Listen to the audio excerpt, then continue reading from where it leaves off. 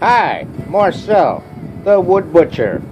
Back after, well, yeah, I had a little hiatus there. But today, I decided to change some of the format of my videos. Instead of just giving the information, I'm going to actually start showing you some of the stuff that I do and some of the problems that I overcome. For instance, I'm working on what's called a bird roost house right now. What's a roost house? I hear you chime in. Well, what a roost house is, it's it's a really large birdhouse that has a bunch of perches in it, right? It's large. The holes will go into the bottom of the birdhouse as opposed to the top for a normal birdhouse.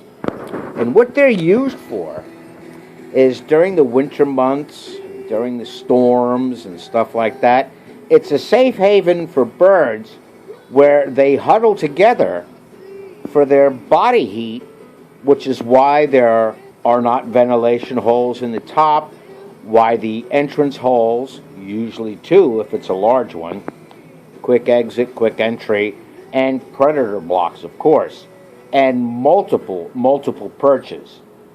And what I decided to do was, instead of, partially drilling and messing with dowels to put them in, I decided to go the old way and push the dowel completely through both sides. But I had a problem cutting off. I mean, they're flush at one end, but I have a protrusion on the other end. So I'm thinking, and here it is. I hope you can see this.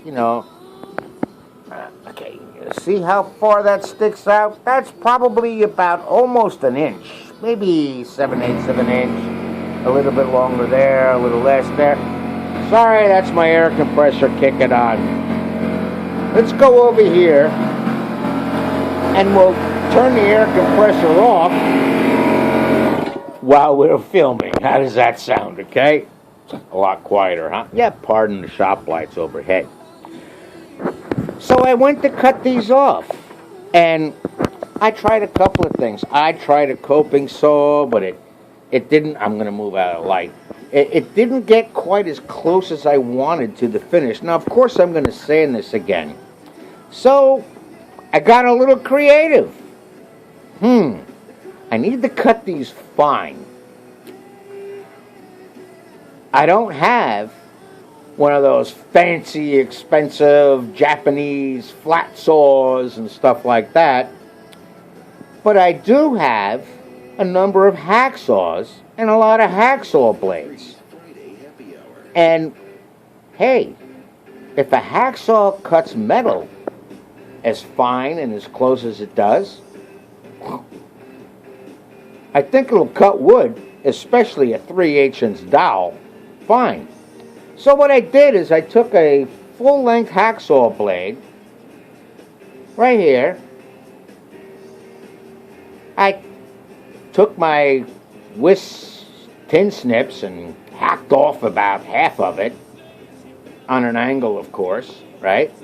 And then, this was a really expensive tool to make, right? And about 3 layers of electrical tape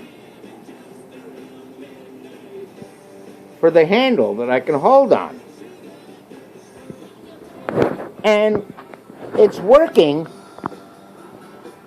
It did, let me get my, it did this guy, this guy, this guy, this guy, this guy, this guy, this guy, and this guy, and this guy.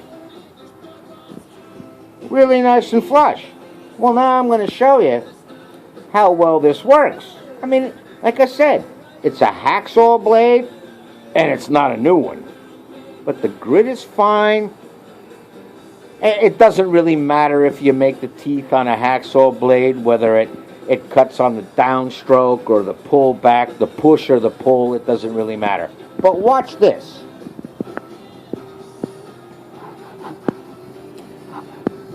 How the hell can I do this? I'm gonna try this by holding the camera like this.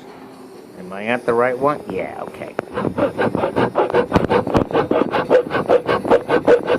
Like I said, excuse me, I'm a one-man show. Notice how it stays nice and flush with the wood. I mean, I'm going to sand it anyway, so if I get a little bit of a gouge, it's not a big deal, but...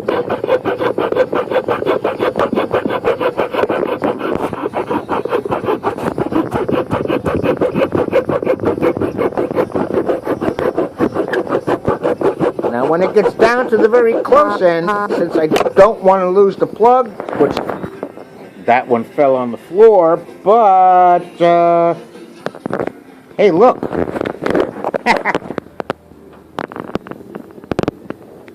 Here it is. I want to save these little pieces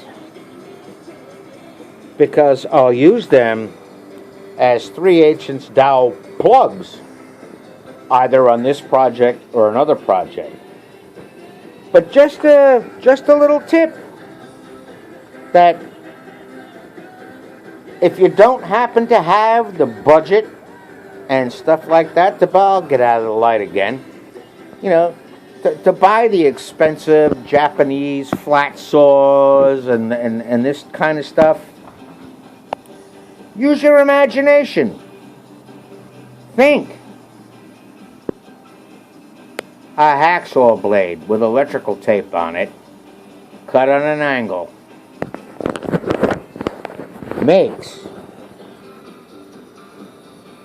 the cut you just saw nice and flush.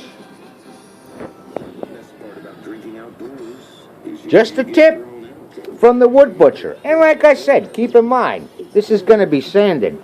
And the other side, well, of course, the original side, you know, all the dowels were pushed in, you know, right flush with the, you know, with the wall. But the other side, since I get these things in 4-foot sections and I'm only dealing with 12.5 inches, they got to be hacked off. So I think I found a very inexpensive solution. And also, repurposing your blades instead of throwing them in the garbage. Don't throw hacksaw blades away just because they're worn out for metal. They do fantastic on wood. For right now, this is Marcel, the Wood Butcher, saying, protect your eyes, protect your lungs, and protect your ears. Semper Fi, my friends. Make it a great day. Bye for now.